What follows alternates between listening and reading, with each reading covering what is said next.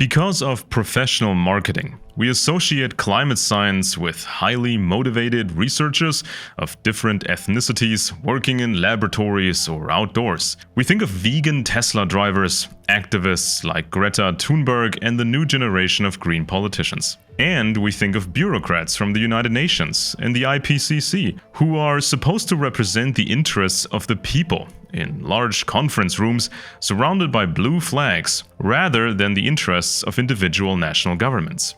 But if you look behind this marketing to see who really created climate research and still controls it today, we find white old aristocratic Brits, American generals, and military contractors. All of the leading climate research organizations have this military background: the UK Met Office, CRU, the Hadley Centre, NOAA, and NASA. In a guarded basement, the UK Met Office, which was officially part of the Air Force and the Ministry of Defence until 2011, uses software to calculate the climate of the future on a supercomputer made by the company Cray, which goes back to the US Navy's codebreakers. The results of the simulation are then passed on to the Intergovernmental Panel on Climate Change, IPCC. The lead author of the IPCC's first three major assessment reports, the knighted Sir John Theodore Houghton, was the chairman of the UK Met Office and founder of the Hadley Centre, which supplies the software for the calculations used by the IPCC. Sir Houghton also became a trustee of the oil and gas company Shell's foundation in 2000. It used to be called Royal Dutch Shell.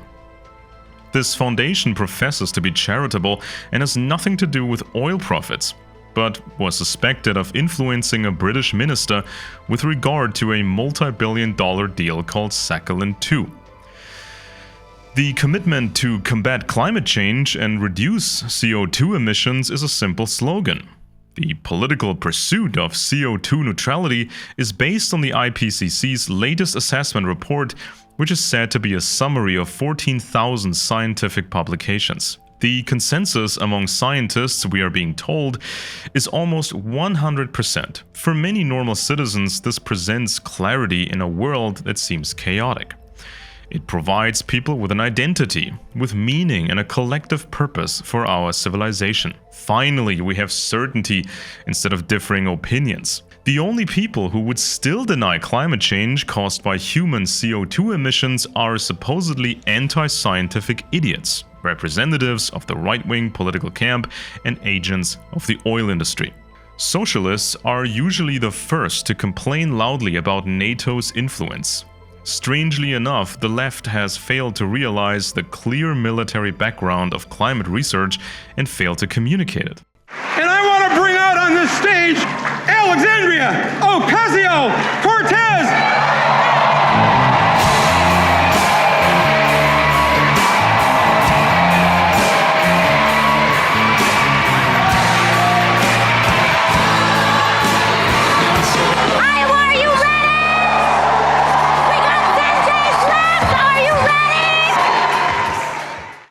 The left-wing author and filmmaker Michael Moore made his breakthrough in 2001 with the book Stupid White Men. What caused the most stir was the first chapter about the Republican Party's election fraud to put George W. Bush in office, instead of Democrat Al Gore, who later dedicated himself to the topic of saving the climate. He published the world-famous documentary film An Inconvenient Truth and shared the Nobel Peace Prize with the IPCC. For the left-wing audience, a picture was drawn of a massive right-wing global conspiracy that could only be defeated through massive left-green activism and climate science. The Republicans had removed African Americans and other traditional Democratic voters from the voter rolls and used other tricks to ensure that votes for the Democrats were thrown out as invalid. When he took office in 2001, President Bush expressed his rejection of the United Nations Kyoto Protocol, which set binding targets for CO2 emissions under international law. The Republicans were traditionally close to the oil and gas companies, and in the background these networks also cultivated organizations and media, including the right-wing extremist spectrum and classic conspiracy media, in the tradition of the John Birch Society. The right-wing narrative was basically that climate protection was just the lousy tactic of a left-wing global conspiracy to seize power. People expected that Michael Moore would devote extensive attention to the climate issue, but instead he avoided it. The film he produced, Planet of the Humans, was only released in 2019 with director Jeff Gibbs, who had a humorless, boring style. Despite being posted for free on YouTube, the film only received 11 million views, a small fraction of a popular music video, or about the same as a successful compilation of funny animal videos. What happened? Why was Planet of the Humans a flop while Al Gore's film was a hit and was shown to countless students around the world? The reason for the lukewarm reaction was that Moore's film was about the fact that megacorporations and banks had long since bought out the Green Movement and that the Green Movement was lying to itself and other people. Eco-activists and green lobby groups have become involved with suspicious billionaires, corporations, and large family foundations. Former Goldman Sachs representative David Blood wanted thousands of billions of dollars in green investments for gigantic profits. Before Al Gore released his film An Inconvenient Truth, he planned an environmental investment fund with David Blood. Various green funds hold stakes in mining companies BlackRock, Halliburton, Exxon, Chevron, Gazprom, and so on. The reaction from left-green circles to Moore's and Gibbs' film ranged from negative to hostile. The famous climate scientist Michael Mann even considered Moore to be a kind of traitor who had defected to the right-wing global conspiracy. So one would expect that Moore would also reveal the military background of climate research. But he doesn't. The core aspect of climate research is consistently avoided or is not known to the filmmakers at all, even though it can be documented very easily. Moore is absolutely certain that the IPCC is telling the truth and that the scientific consensus is almost 100%.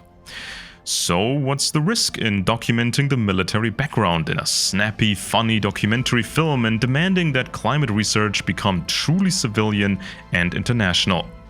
Does he fear that a film like this will make people too distrustful of climate research?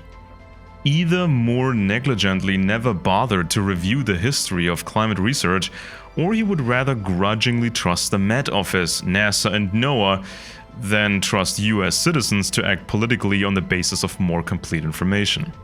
What about the more well-known climate change doubters, such as Anthony Watts and his world-leading blog? Here too you can find practically nothing about the military background of climate research. On another popular blog called Climate Audit by Steve McIntyre, a search for terms like military returns no relevant results. There is considerable criticism of the data and the behavior of the UK Met Office, NASA and NOAA, but that's it. You could be a regular reader of the blog for 10 years without ever knowing what's behind the climate research.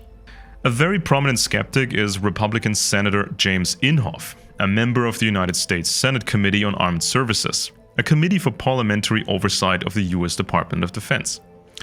He found the scandals surrounding the torture of prisoners at Abu Ghraib exaggerated, promoted the passage of the record-breaking $716 billion budget in 2019, and wanted to pave the way for new massive sanctions against Iran. He is considered the most conservative member of the US Congress. And in his book, The Greatest Hoax of the Global Warming Conspiracy, he reveals nothing about the military's dominance in climate research.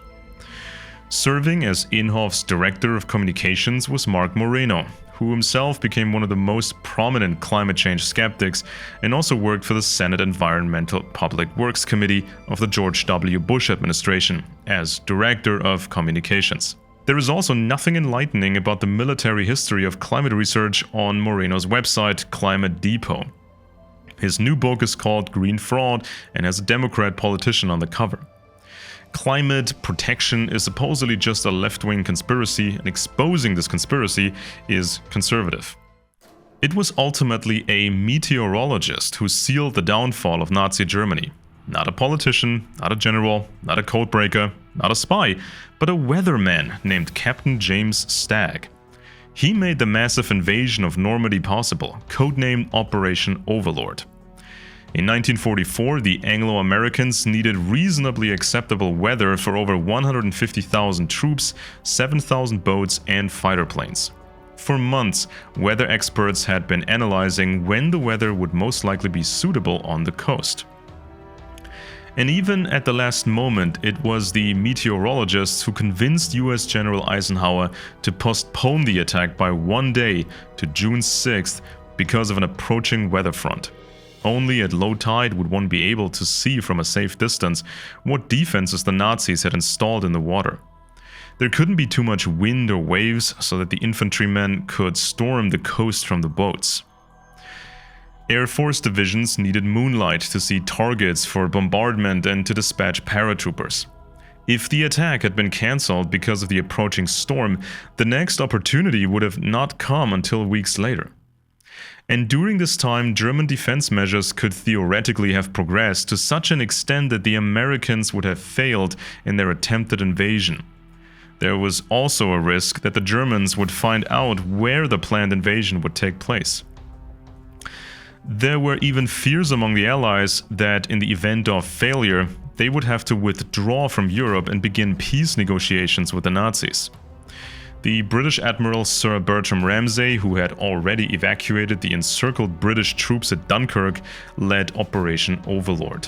In the previous weeks, the coast had been flown over 3,200 times in order to photograph it in great detail.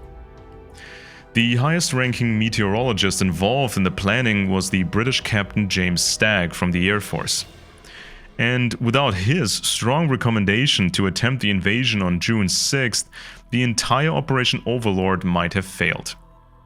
In gratitude, he received some of the highest medals in the British colonial empire and became a member of the elite aristocratic scientific association Royal Society. German Field Marshal Erwin Rommel had been tasked with securing the coast and relied on forecasts from the Meteorological Center in occupied Paris that predicted 2 weeks of stormy weather. There was an actual North Atlantic weather war beforehand about the best possible data for the North Atlantic and the Arctic Oceans. Germany and the Allies used weather ships, weather stations, and aircraft. The Nazis' Operation Warhorse established weather stations on the Svalbard archipelago in the North Atlantic. The Allies tried to prevent the Germans from receiving weather data from there. By August 1940, the Allies had destroyed German weather stations in Greenland and Bear Island.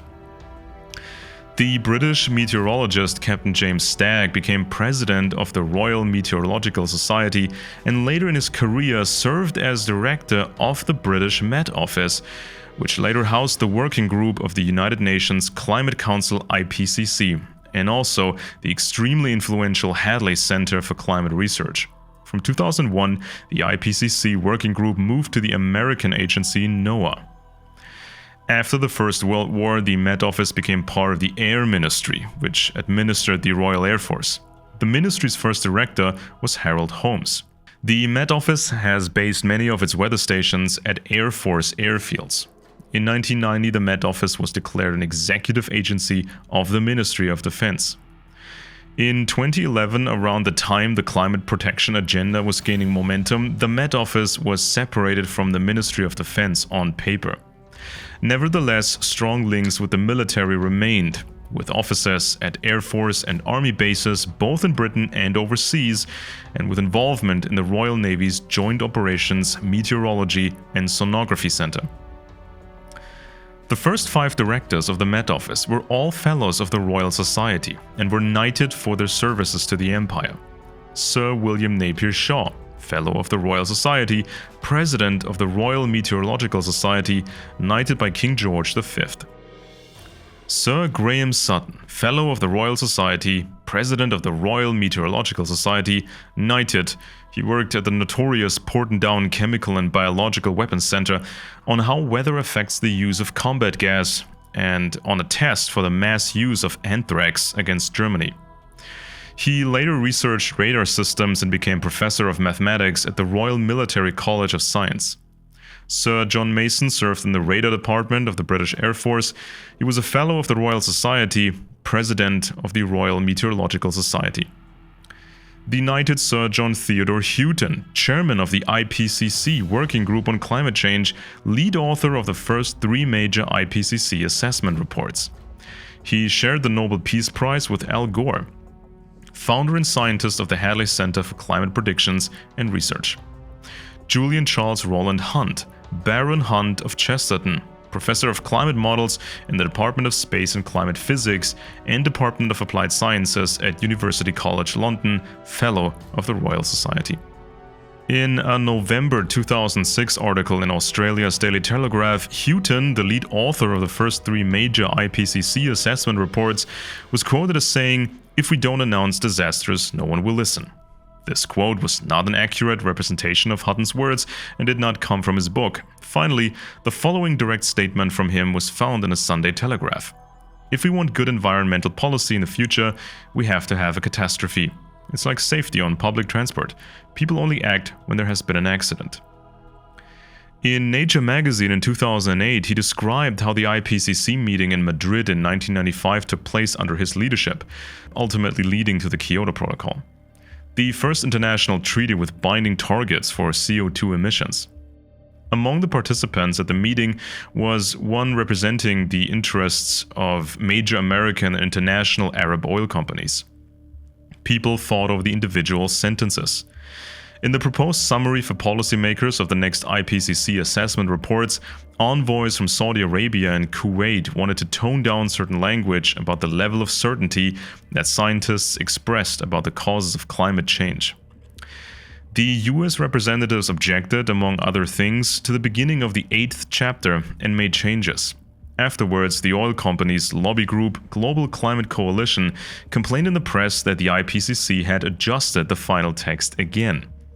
According to Houghton, this was a transparent, nasty propaganda campaign with which the oil industry wanted to obscure public opinion about the fact that scientists from around the world were independently of one another and independent of national or private sector interests, moving towards a consensus on global warming. So here we have the fairy tale again about the underdogs who compete against the evil oil industry and right-wing politics and still prevail with the bright truth.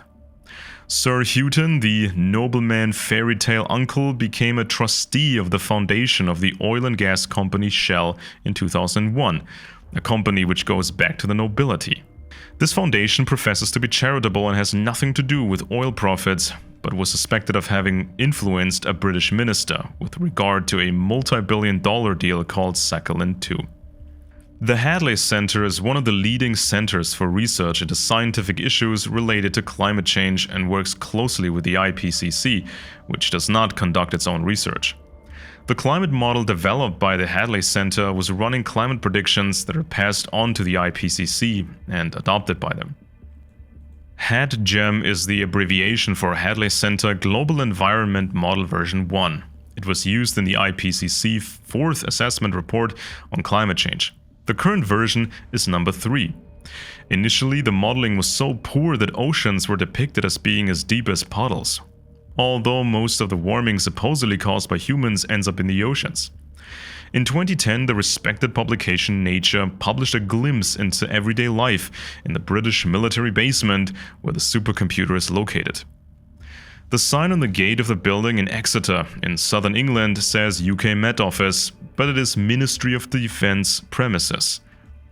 At that time, 27 large boxes were calculating a simulation of the climate up to the year 2100 for the next IPCC report. Because computer climate models are becoming more and more complex, by trying to depict more details of nature, the error rates can become even larger. It is said by the author of the report in Nature magazine. Only the HADGEM 2 model was able to simulate ebb and flow and represent the ocean down to a depth of 5,000 meters. In an earlier version of the model, life was a kind of green layer, like the texture in a video game with outdated graphics. Then a rigid vegetation was programmed in, and only later did they get vegetation that actually changes. You couldn't model clouds at all in 2010, so you had to make do with mathematical estimates for all the individual blocks into which They divided the world. It is said that parameters are a necessary evil that can introduce errors into models. However, even more annoying are the random errors. Just one incorrectly entered bit of data can mess up the entire system. For example, when the scientists at the Hadley Center assumed too few plants in certain places, the final results of the calculation were completely absurd. As a test, you can try to map the current state of the world and calculate it back into the past. But in the more distant past, there were no measuring stations. You only estimate the conditions at that time with controversial replacement data, so-called proxies, such as tree rings.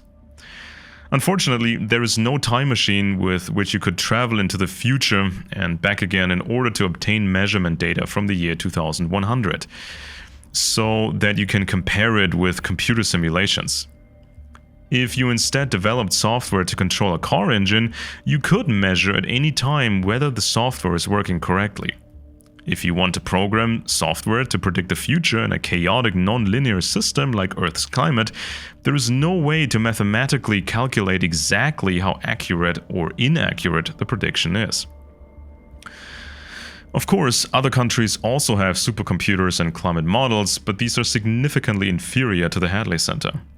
At least, it is assured, the IPCC also takes these other models into account. The models, according to the author in Nature, are the only tool available for predictions. At the Hadley Center, some employees joke that model developers will eventually try to include panda bears in their simulations.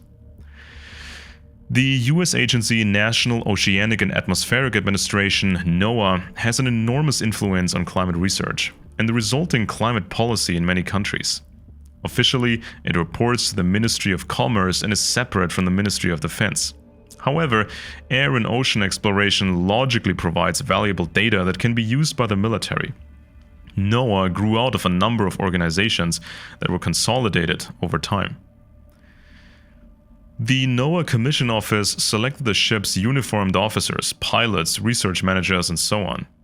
They also serve, for example, at the Department of Defense, the Coast Guard, NASA, and the US State Department, the Weather Bureau, and the National Weather Service.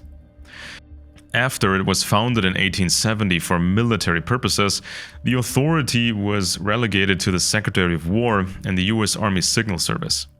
From 1890, it was assigned to the Civilian Ministry of Agriculture and then to the Ministry of Commerce. However, the general population did not have access to tornado forecasting information until 1952. The extreme weather warnings from the US Air Force remained secret. The Bureau used radar systems based on the design used by the Navy on aircraft.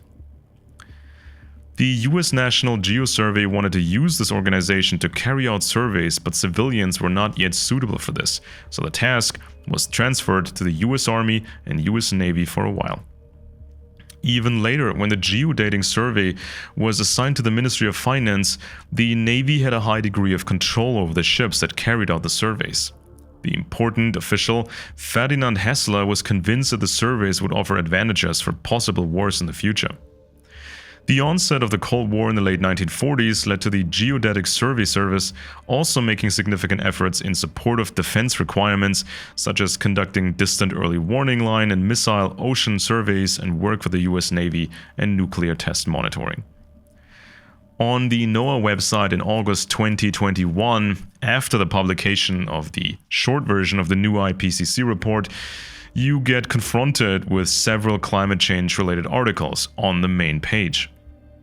This is how NOAA Administrator Rick Spinrad, who previously worked at two important US Navy installations, comments on the new status report. He has a doctorate in oceanography and held positions with the Office of Naval Research, which manages technology programs for the Navy and Marine Corps. He was also with Naval Meteorology and Ocean Command, the Navy's Weather Forecasting and Ocean Science Division, headquartered at the NASA Stennis Space Center in Mississippi. He writes about the IPCC's assessment report that many NOAA scientists contributed to it, as well as NOAA climate models. In addition, NOAA, through the National Centers for Environmental Information, has a massive database of 37 petabytes in size. With just a few clicks, you can access various categories such as climate data records. On a world map, you can draw a rectangle on the desired territory and then receive the corresponding data. NOAA also has its own satellites. Also working at NOAA was Susan Salomon, senior staff member and temporary chair of the Climate Science Working Group at the IPCC. How easily the truth is distorted at NOAA was shown at the end of 2019, when US President Trump claimed that Hurricane Dorian was also expected to hit the US state of Alabama. Initially, the Alabama Weather Bureau denied the claim and calmed the angry citizens. Trump followed up by showing reporters a weather map where someone had drawn with a felt-tip pen that the storm was heading toward Alabama.